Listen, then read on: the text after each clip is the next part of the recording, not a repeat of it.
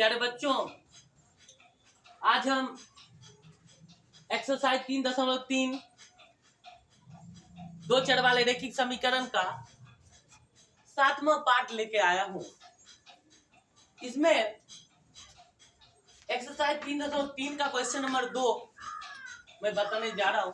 इसे ध्यान से समझना है आप लोगों को। कह रहा है कि 2x + 3y = 11 और 2x - 4y = -24। ये दो समीकरण दिए हुए आपको कह रहा है कि x और y का मान ज्ञात करें। तो प्रतिस्थापन विधि से x और y का मान निकालने के लिए आप तो इससे पिछले वीडियो को ध्यान से देखिए, मैंने अच्छे से आपको समझाया। तो देखिएगा, दो समीकरण दिए हुए हैं। तो हम आपको पता ही है कि हम चलते कौन से हैं। तो सर समीकरण फर्स्ट से चलते हैं। कहां से चलते हैं? तो समीकरण फर्स्ट से चलते हैं। क्या है मेरा समीकरण फर्स्ट? 2x + 3y = 11 और ये समीकरण मेरा फर्स्ट है। आपको तो पता ही है कि उसी को ही हम समीकरण फर्स्ट मानते हैं। यहाँ पे समीकरण फर्स्ट, इस समीकरण सेकंड इसलिए माना जिसमें कुछ कार्य बचा हुआ नहीं है। जब कुछ कार्य बचा हुआ नहीं रहता है तो उसे साधारण रूप को हम समीकरण फर्स्ट सेकंड मान लेते हैं, जो कि मैंने मान रखा है। अब इसके बाद यहाँ कोई काम नहीं है तो बैठे बैठे क्या करना है? एक चर को इधर से उधर कर देना। एक चर को इधर से उधर कर देना है। x को नहीं कुछ कहेंगे, y को ही इधर कर देते हैं। तो प्लस में है, इधर आया तो -3y। अब ये x का जो गुणांक है इधर आ गया, गुना में 2 है, x के गुणांक में 2 है तो यहाँ बटा में 2 आ गया। तो यही से मेरा समीकरण थर्ड प्राप्त हो गया। x का मान समीकरण सेकंड में रखने पर, अब जो मेरे पास समीकरण सेकंड है उसमें मैं x का मान रखा तो 2 से 2 कैंसिल हो गया। इसके बाद -4y = -24 जो दिया हुआ है। इसके बाद जब मैंने हल किया तो y का मान मेरे पास कितना आ गया? 5। और फिर ये y का मान जब समीकरण सेकंड में रखा, देखिए समीकरण सेकंड में रखा, y के जगह पे 5 रखा तो मेरे पास x का जो मान आ रहा है, x का मान आ रहा है -2। और फिर एक और कंडीशन दिया हुआ है। x और y का तो मान निकालने ही दिया था, इसके अलावा भी एक और कंडीशन दिया हुआ था।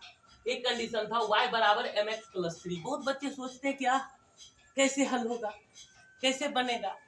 आपने जो इस क्वेश्चन में x और y का मान निकाला है वही इसमें ना पुट करना है।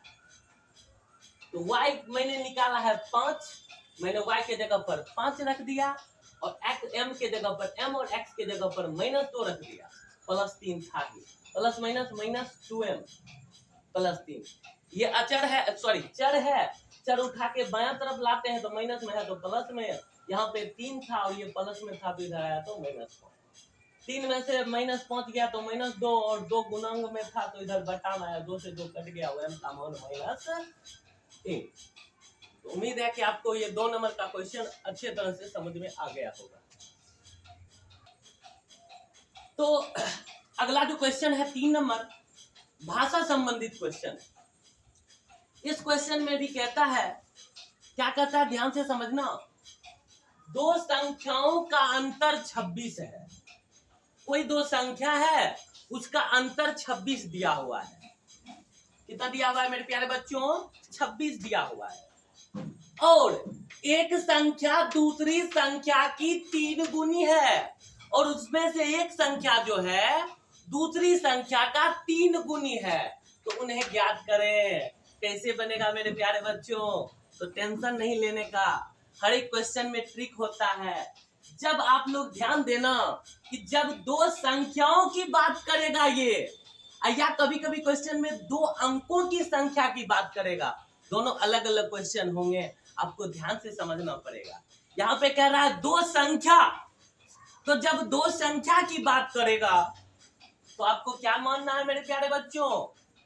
माना कि बड़ी संख्या, माना कि बड़ी संख्या बराबर x और छोटी संख्या, और माना कि छोटी संख्या बराबर y।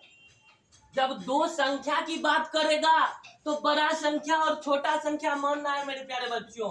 अकॉर्डिंग टू क्वेश्चन क्या कहता है क्वेश्चन? दो संख्या का अंतर 26 है, यानी बड़का में छोटका घटा देंगे तब भी कितना बचा होना चाहिए? 26। अंतर 26 है, इसका यही मतलब है बड़े संख्या में से छोटे संख्या को घटाएंगे। बड़ा x है, छोटा y है, तो मेरे पास जो अंतर कितना बचा होना चाहिए? 26। समीकरण फर्स्ट। और अगला है और एक संख्या दूसरी संख्या की 3 गुनी है, तो एक संख्या यानी ये बड़ा संख्या x है और मेरा एक और संख्या छोटा संख्या क्या है? अरे y है। तर्जु पर बराबर करने के लिए आपको भाषा संबंधित हिसाब में हम आयु संबंधित में बताए थे कि जब छोटा बड़ा को जब बराबर करना था तो हम हमेशा छोटा में ही गुना करते थे। एक संख्या दूसरी संख्या का 3 गुना है, तो कौन बड़का ही ना छोटका का 3 गुना होगा। तो तर्जु पर बराबर करने के लिए छोटका में 3 से गुना कर देंगे तब ना बराबर होगा, तब नहीं ये इसके बराबर हो जाएगा। तो x बराबर 3y उठा के इधर ले आओ चर को, 3y x माइनस 3y बराबर 0। समीकरण सेकेंड। अब आपके पास दो समीकरण हमने ला दिया। अब हमें उम्मीद है कि आपको दो समीकरण लाने के बाद आपको प्रतिस्थापन विधि से यह हल हो जाएगा, बिल्कुल हो जाएगा। अगर नहीं होगा तो आप पिछले वीडियो को बढ़िया से देखिए, तभी आप समझ में आएगा, अन्यथा समझ में नहीं आएगा। और प्यारे बच्चों एक चीज और समझना, भाषा संबंधित जितने भी हिसाब जब एग्जाम में पूछे जाते हैं तो आपको ये नहीं कहेगा कि किस विधि से हल करें। आप विलोपन विधि से भी हल कर सकते हैं, प्रतिस्थापन विधि से भी हल कर सकते हैं, वज्र गुणनखंड विधि से भी हल कर सकते हैं, लेकिन सुविधा विलोपन विधि से है। आगे जब मैं 3.4 में विलोपन विधि बताऊंगा तो भाषा का क्वेश्चन आप लोग सारे क्वेश्चन को, जब भाषा का क्वेश्चन होगा, ये तो प्रतिस्थापन से हल बता रहा है, मैं आपको कह रहा हूं कि प्रतिस्थापन से हल करो, लेकिन जब एग्जाम में आपको कोई हल नहीं बोलेगा, किसी भी तरह का कोई हल नहीं दिया रहेगा, आपको केवल हल करने बोलेगा, तो भाषा संबंधित हिसाब आप विलोपन से ही हल करना तो ज्यादा आसान लगेगा। इसे तो आपको प्रतिस्थापन से हल करना है, बिल्कुल आप हल करिएगा। आ गया ना, पूरा कवर हो गया, ये वाला नहीं हुआ है? ये 2 नंबर है, 3 का 2 नंबर। दो संपूरक कोण में बड़ा कोण छोटे कोण से 18 डिग्री अधिक है तो उन्हें ज्ञात करें। लग रहा होगा कि बहुत शानदार क्वेश्चन है, एक लाइन का है, तो एक लाइन में बनना भी चाहिए मेरे प्यारे बच्चों आप लोगों से। तो इस क्वेश्चन में ज्यादा टेंशन नहीं लेना है, समझना कैसे है। सबसे पहले ये नया वर्ड संपूरक को समझना। संपूरक क्या होता है? संपूरक क्या है मेरे प्यारे बच्चों? संपूरक कोण जब दो कोण का योग, जब दो कोण का योग 180 डिग्री हो तो उसे संपूरक कोण कहते हैं। कोण कहते हैं, तब उसे क्या कहते हैं नुनुरे? संपूरक कोण कहते हैं। ये अच्छी तरह से आप सूत्र कॉपी में उतार लीजिए। इसके बाद संपूरक के बाद एक पूरक कोण है। पूरक कोण किसे कहते हैं? जब दो कोण का योग 90 डिग्री हो उसे संपूरक के जगह पे पूरक कोण कहते हैं। दो परिभाषा अच्छे से आ गया होगा आपको। तो चलिए आगे बनाते हैं, कैसे बनेगा।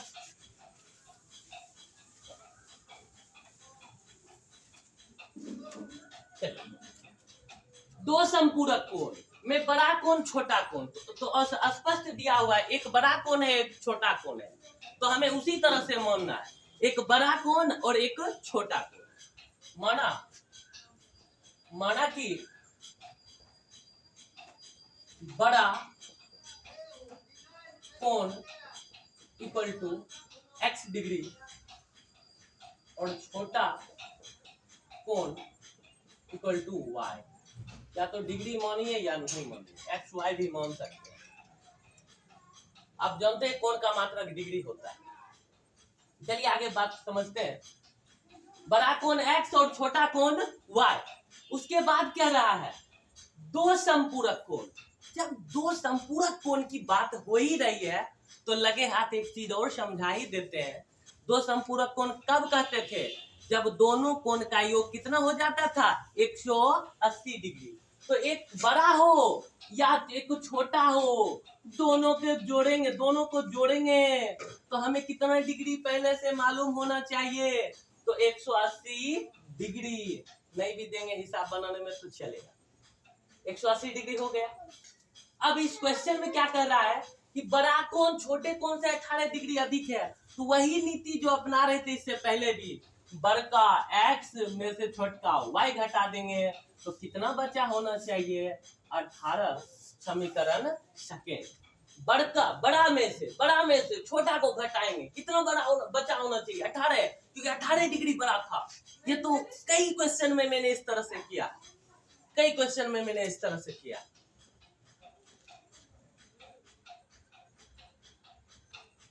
तो 3 का 3 नंबर ये क्वेश्चन हूबहू एक्सरसाइज 3.1 में भी मैंने समझाया है, यहां भी समझा रहे।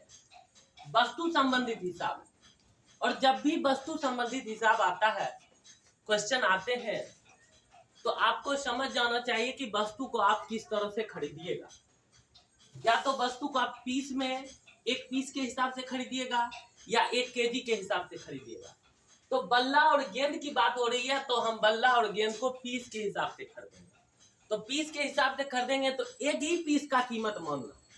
चाहे 7 खरीदने के लिए बोला है लेकिन एक ही बल्ले का कीमत मानना। तो पहले बल्ला दिया हुआ है तो पहले मान लेते हैं।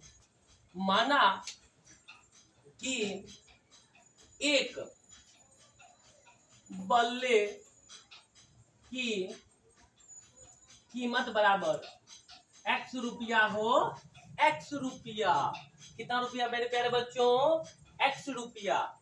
और माना कि एक गेंद की कीमत बराबर y रुपया। कितना रुपया? y रुपया। इसके बाद हमें अकॉर्डिंग टू क्वेश्चन, मानने के बाद तो क्वेश्चन पढ़ना। एक क्रिकेट टीम के कोच ने कितना बल्ला खरीदा? तो 7 बल्ला। एक का कीमत x तो 7 का कीमत 7 गुना x 7x प्लस एक गेंद का कीमत y तो 6 गेंद का कीमत 6y बराबर। तब हम कितना रुपया दे रहे हैं दुकानदार को? तो 3800 दे रहे हैं। समीकरण फर्स्ट। फिर अगला है, बाद में उसने 3 बल्ला, एक बल्ला का x है तो 3 बल्ला का 3x प्लस कितना गेंद की बात हो रही है? तो 5 गेंद की बात हो रही है। एक गेंद का कीमत y है तो 5 गेंद का कीमत 5y। तब कितना दे रहे हैं? 1750 रुपया दे रहे हैं उसको, दुकानदार को। कितना दे रहे हैं? 1750 रुपया दे रहे हैं। तो अब प्रतिस्थापन विधि से हल करना है तो समीकरण फर्स्ट से चलेंगे। ये रहा मेरा समीकरण फर्स्ट। तो अब यहाँ आ गई 7x और आपको तो पता ही है विलोपन विधि से एक चर को उधर ले जाना है, तो प्लस में था तो उधर ले गए तो -6 हुआ। और गुना में 7 है तो इधर आया तो बटा में 7। x का मान समीकरण सेकंड में रखने पर मैंने समीकरण सेकंड में रखा। x के जगह पे 3800 - 6y बटा 7 हो गया। इसको 3 से 3800 गुना 3 तो 11400 और प्लस माइनस माइनस सौतरिक 18 हुए बटा में पहले से 7 मौजूद है प्लस 5y बराबर 1750। एक राउंड भिन्न का घटाव होगा, सॉरी एक राउंड भिन्न का जोड़ होगा। एक राउंड जब भिन्न का जोड़ होता है तो हमें समीकरण आ जाते हैं 11400 घटाओ 7 बचे 35 माइनस 18y प्लस 35y बटा 7 बराबर 1750 बटा 1। फिर कोनिया गुना कर दिए 11400 प्लस 17y बराबर 12250। तो प्लस में है, इधर आया तो माइनस में बच गया 850। 17 गुना में था बटा में आ गया तो y का मान आ गया मेरे पास 50। y का मान जब 50 आ गया तो y का मान समीकरण थर्ड में रखने पर समीकरण थर्ड था 3800 - 6y बटा 7 3800 माइनस 100/7। y के जगह पे 50 रख दिया, y के जगह पर मैंने 50 रख दिया। तो 3800 और 6 × 30 यानी 300/7, 3500/7 तो मेरा आ गए 500। तो थोड़ा ये 4 नंबर का क्वेश्चन है।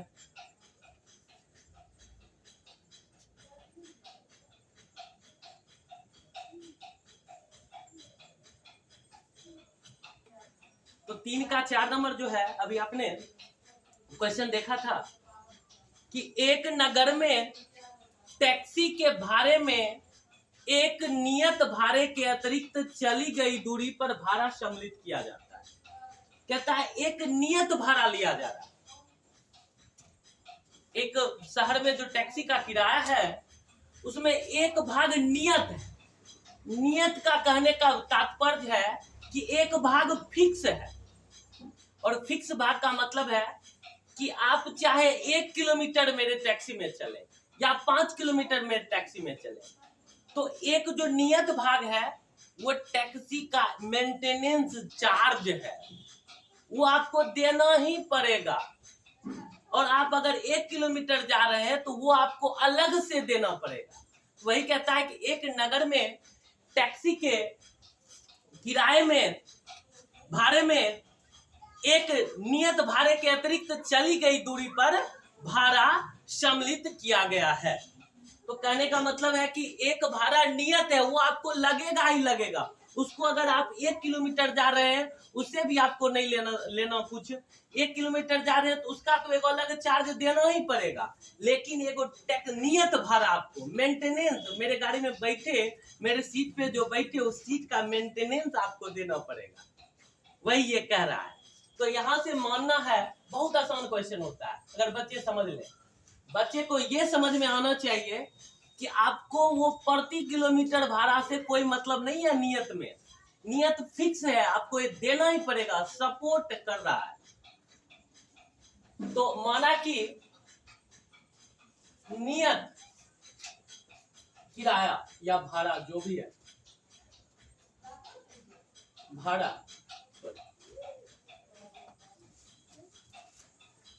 क्या है, नियत भाड़ा,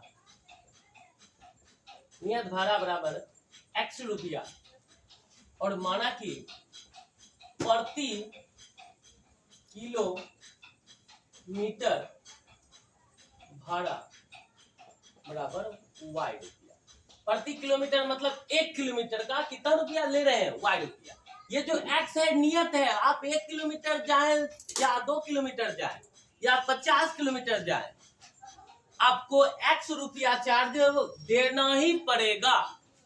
और अगर 1 किलोमीटर जाते हैं तो उसका y रुपया, 2 किलोमीटर जाते हैं तो 2y रुपया, 10 किलोमीटर जाते हैं तो 10y रुपया, इसके अतिरिक्त आपको देना पड़ेगा। तो कंडीशन जो बन रहा है मेरे प्यारे बच्चों, 10 किलोमीटर दूरी के लिए भाड़ा 105 रुपया दे रहे हैं। ये चार्ज जो कि मैंने पहले ही बोला, मेरे सीट पे बैठने का चार्ज है, यहाँ से जाने का चार्ज है, टैक्सी से जाने का चार्ज नहीं है। ये मेंटेनेंस चार्ज है। मेरे सीट पर बैठ गए अगर आप तो एक्स देना ही पड़ रहा है। और आप 10 किलोमीटर जा रहे हैं, 1 किलोमीटर के लिए तो हम वाई लेवे करेंगे आपसे, तो 10 किलोमीटर के लिए हम आपसे 10 वाई लेंगे, तो आप हमें कितना रुपया दे रहे हैं, तो 105 रुपया दे रहे हैं। अगला क्वेश्चन है, आगे क्वेश्चन है, तथा 15 किलोमीटर के लिए आप तो एक्स रुपया तो आपको देना ही पड़ेगा क्योंकि ये नियत भाड़ा है। और 1 किलोमीटर के लिए वाई दे रहे हैं, तो 15 किलोमीटर के लिए आप 15 वाई दे रहे हैं, तो आपका हो गया 155। कितना दे रहे हैं टोटल, 155 समीकरण। तो यहां तक समझ गए होंगे। बार बार तो एक ही प्रक्रिया करते हैं। आप देख रहे हैं कि नियत भाड़ा मेरा कितना रुपया है, 5 रुपया है, और प्रति किलोमीटर भाड़ा मेरा आ गया 10 रुपया। लास्ट में एक क्वेश्चन में एक पार्ट कर रहा है आप लोगों को, उस पार्ट को भी आपको समझना है। एक छोटा सा पार्ट कह रहा है, उसे देखिए आप लोग। कह रहा है कि एक व्यक्ति 25 किलोमीटर की यात्रा करता है। तो अगर आप ही ने देखा कि नियत भाड़ा था मेरा 5 रुपये, ये तो 5 रुपया तो आपको देना ही पड़ेगा। कितना किलोमीटर जा रहे हैं? 25 किलोमीटर के लिए। 25 किलोमीटर के लिए 25 किलोमीटर के लिए 5 रुपया जो नियत भाड़ा है वो तो देना ही पड़ेगा। और 1 किलोमीटर में हम 10 रुपया ले रहे हैं, तो 25 किलोमीटर में तो 25 गुना 10 रुपया, 5 प्लस 250, 255। तो 25 किलोमीटर के लिए हमें कितना चार्ज देना पड़ेगा? 255 रुपया।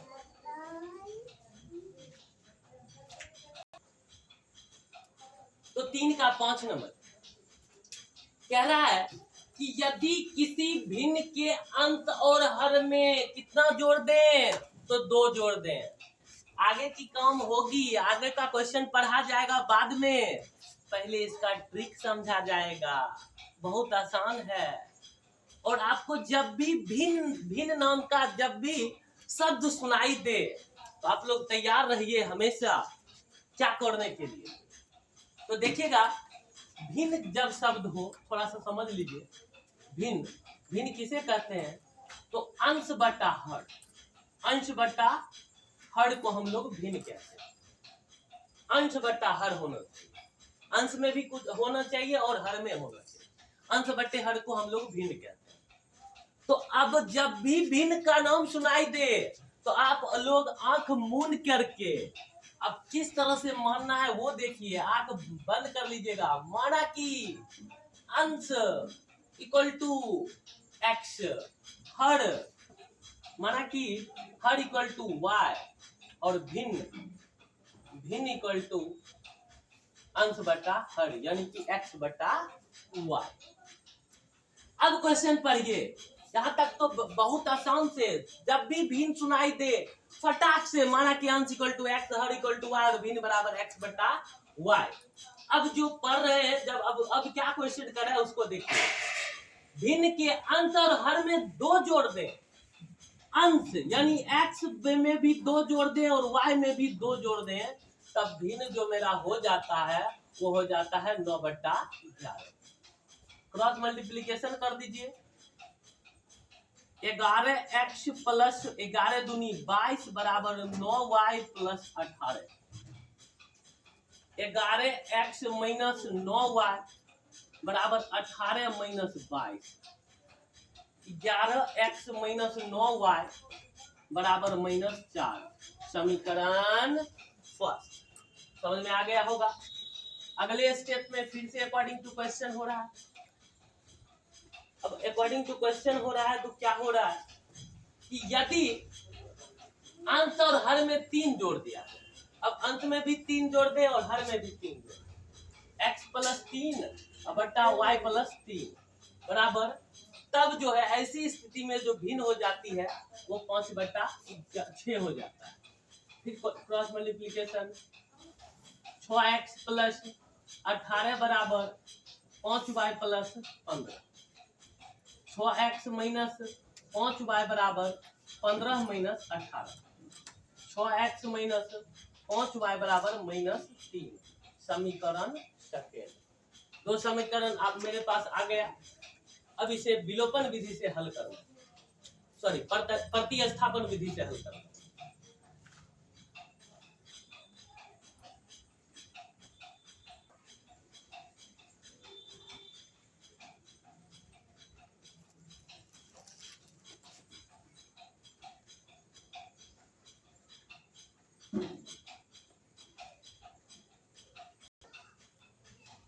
देखिए, समीकरण फर्स्ट से चले ठीक उसी तरह से जैसे ही हर तरह से प्रतिस्थापन विधि में करते आ रहे हैं। एक चर को इधर ले आते हैं, एक्स के गुणों को इधर कर देते हैं, समीकरण थर्ड मान लेते हैं, फिर एक्स का मान समीकरण सेकेंड में रखने जाते हैं। जब एक्स का मान समीकरण सेकेंड में रखते हैं तो यहाँ पे जो मेरे पास एक ये समीकरण आ गया 6 माइनस 24 9 6 54 प्लस 54y बटा 11 फिर माइनस 5y। फिर एक और भिन्न का घटाव होगा, यही बताना था हमें।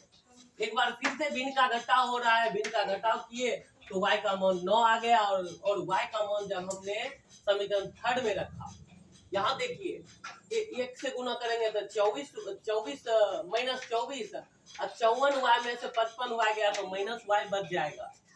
अब बराबर एक प्लस माइनस माइनस 11 किया 33 और माइनस 24 को उठा के आएंगे तो प्लस 24 और माइनस 33 प्लस 24 9 माइनस 9 और माइनस वाई माइनस से माइनस कैंसिल हो गया, वाई बराबर 9 आ गया। वाई का मान समीकरण थर्ड में रख लेते हैं। जब y का मान समीकरण थर्ड में रखे तो x का मान मेरा 7 आ गया और भी निकालना था अंश बट्टा हर, यानी कि 7/9। तो आपको अच्छे से समझ में आ गया होगा। तो क्वेश्चन नंबर 3 का 6, 5 वर्ष बाद जैकेब की आयु उसके पुत्र की आयु से 3 गुनी हो जाएगी। मेरे प्यारे बच्चों, ये आयु संबंधित हिसाब है, जिसमें जो भाग ले रहे हैं उसके वर्तमान आयु को मानना। तो इसमें भाग ले रहे हैं जैकेब, तो माना कि जैकब माना कि जैकब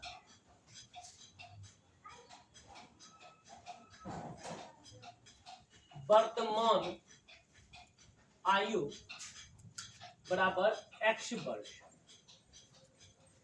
माना कि जैकब की वर्तमान आयु बराबर x वर्ष।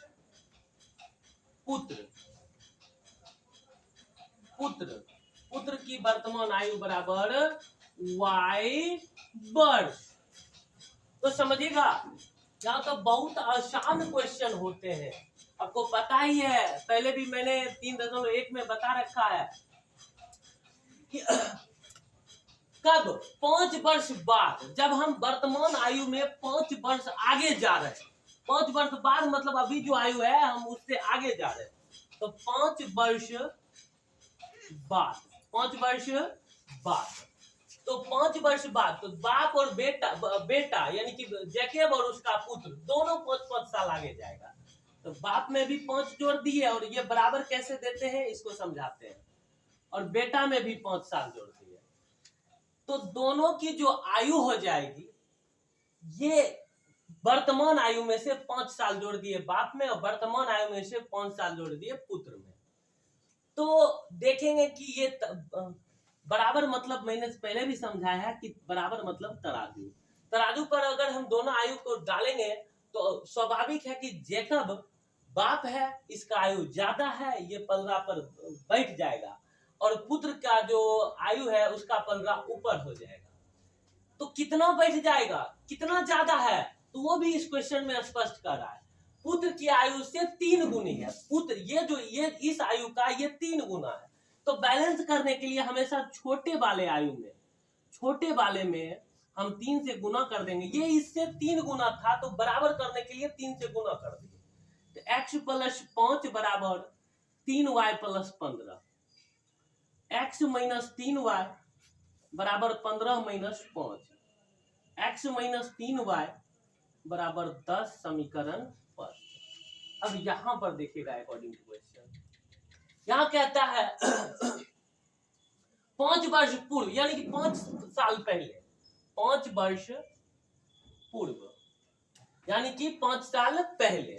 अब 5 साल पहले दोनों को ले जाएंगे, पिता को भी ले जाएंगे और उसके पुत्र को भी ले जाएंगे, तब भी पिता ही ज्यादा रहेगा, पिता का ही आयु ज्यादा रहेगा, कभी बेटा का आयु ज्यादा नहीं होगा। चलिए, तो अब पिता कितना गुनी का रह जाएगा, 7 गुनी का था, 7 गुनी थी, तो पुत्र में ही 7 से गुना करना। x - 5 बराबर 7y - 35, x - 7y बराबर -35 और प्लस 5, x - 7y बराबर -30। समीकरण 2 समीकरण तैयार हो गए। तो प्रतिस्थापन विधि से हल करना था, मैंने प्रतिस्थापन विधि से हल कर दिया। उम्मीद है कि आपको अच्छे से समझ में आ गया होगा। इस क्वेश्चन के साथ ही 3.3 पूरा खत्म हो गया। अगली वीडियो में 3.4 बताने जा रहे हैं। तब तक के लिए धन्यवाद।